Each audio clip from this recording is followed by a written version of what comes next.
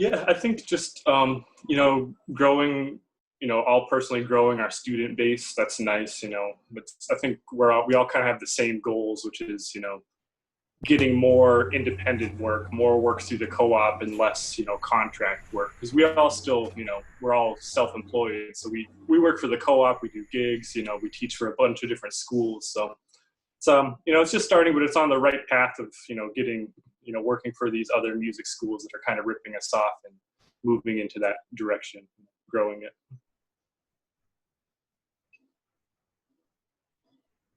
Yeah, I gradually migrate my private studio to the co-op because I enjoy having a back. I enjoy having other people to collaborate with, to actually consult with on different aspects. And instead of doing all the administrative work for my business, I just do it with the co-op and through the co-op.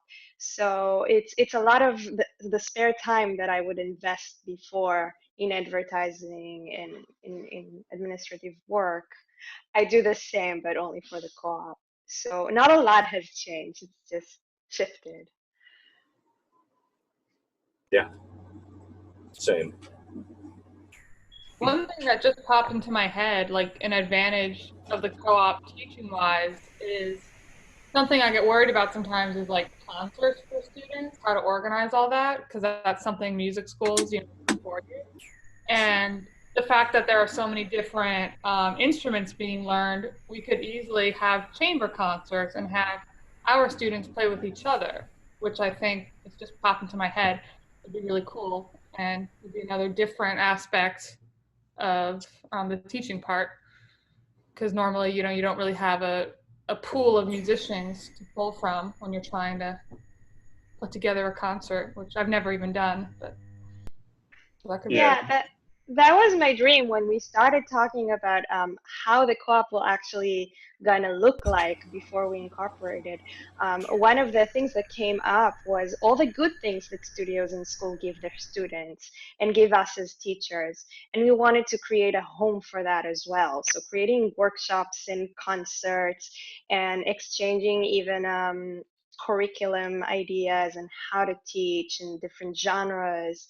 That was one of the ideas that the co-op could give us. And as a private teacher, you don't have all those resources. You don't have even enough diversity with students to create something like that. Yeah, I think everything just works better as a group. When you have, well, it's all in the name, cooperative. Can we say any more? Yeah, definitely. Every cooperative I have ever joined, with the exclusion of, property co-ops, which I really don't know much about, people have been largely like-minded and easier to work with when you have the same goal, same understanding, same ethics, if you want to call that, and desire to be a part of the community in a bigger way. And maybe that just comes along with the territory of also being a teacher, but to me it feels like I have to somehow broaden the range of the teaching, and through a cooperative you can do that. You can put on a workshop, and it doesn't all fall on yourself. You have people there to back you up and to really make it a quality project. It's difficult as an individual. Ray, as you're mentioning being a part of the community, you can elaborate on what we do with the scholarship program.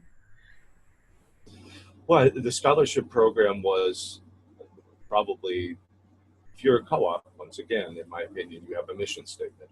Part of that mission statement is to give back a percentage, if not the larger part of your endeavor, to give back to the community. Music scholarships are an obvious choice for us, and it's as simple as understanding the economic need of some family or child or student, or being told of, I've got a group of students who don't have access to music lessons. Can you give them cheap or free lessons? And absolutely. We contact principals to say, hey, is there a star student somewhere that could use trombone lessons or could use whatever lesson. What instrument do they play and could they benefit? So that's important. And it just feels like that's the real mission of the co-op. However, we are a business, and it has to be business first, co-op second, and that's hard. Sometimes for me as an idealist, I want to go out and do the co-op work, but enough said on my end. But the scholarship program is central to who we are, and it's structured in a way that it's inclusive of anybody that feels that they need access to it, from a sliding fee scale all the way down to they pay nothing.